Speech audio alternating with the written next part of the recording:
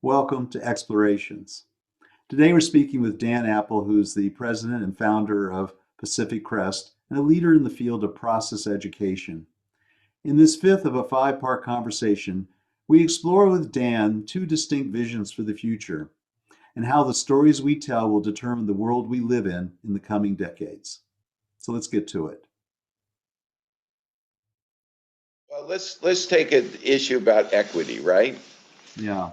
These negative stories that people come in, and I'm working with a commercial client right now, and one of the dialogues that as the transformation of bringing process education into this organization's training is the fact is this fixed mindset that you brought up earlier.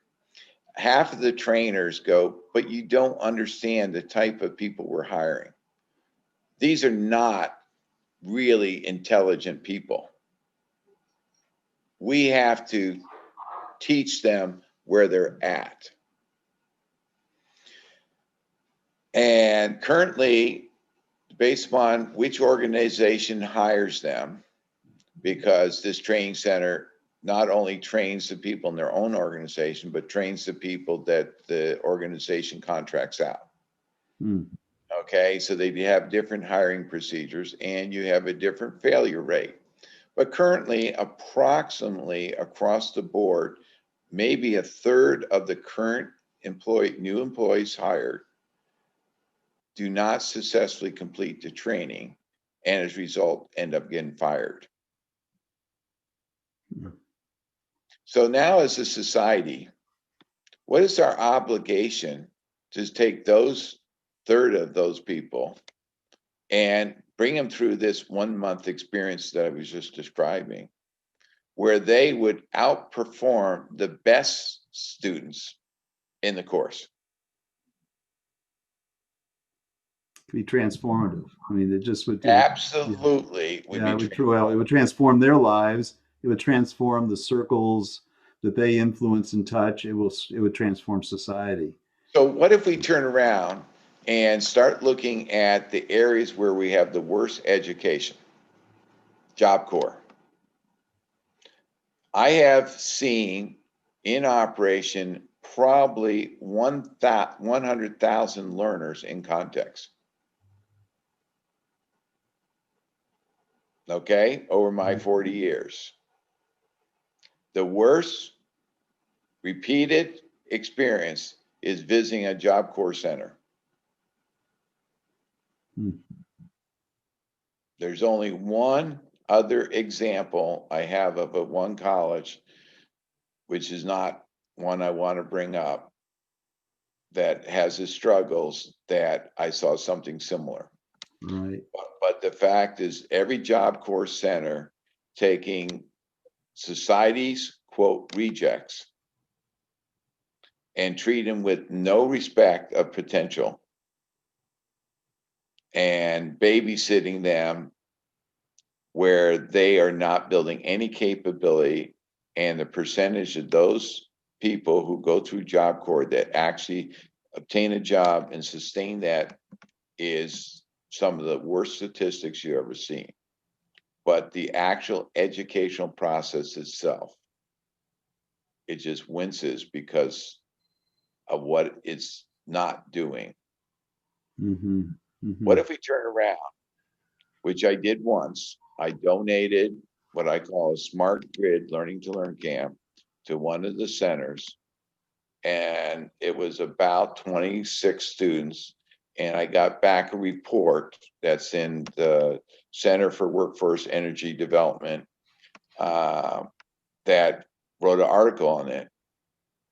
Something like 2/3 to 3/4 of those students got high-paying job in the smart grid, whether they're working with smart meters, overhead lines, or underground lines.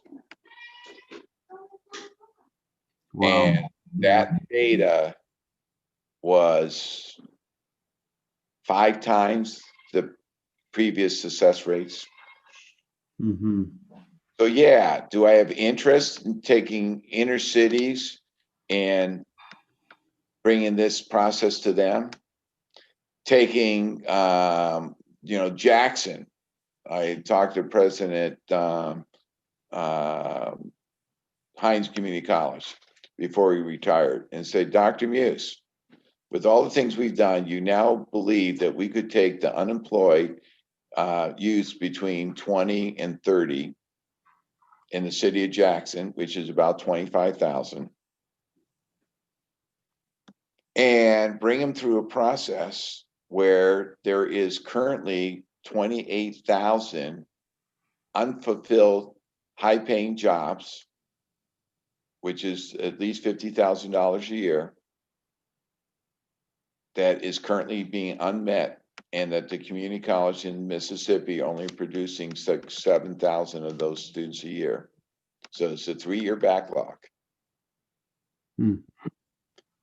What if we just engineer the process where we take the people that currently are in public assistance, empower them where they now have $50,000 a year jobs? That's workforce development.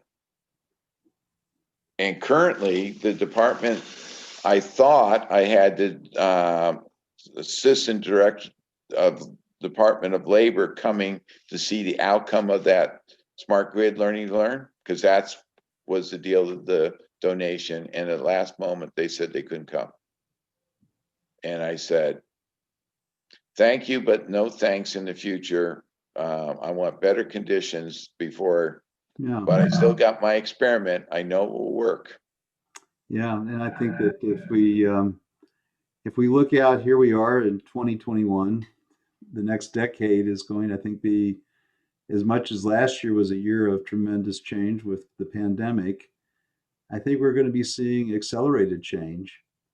And and how do we prepare both those who have sort of been left behind, and how do we prepare those who we think are advantaged to be able to walk into this next decade and really transform our society in a way that will make difference for everybody. So let's give two visions. Yeah. The first vision, the story that we can play as a society, is that people buy in to the idea that we need to provide the capability in everybody to be a self-grower. That becomes their focus of our educational system, where their ability to compound their own growth at a greater rate than the increasing complexity of life.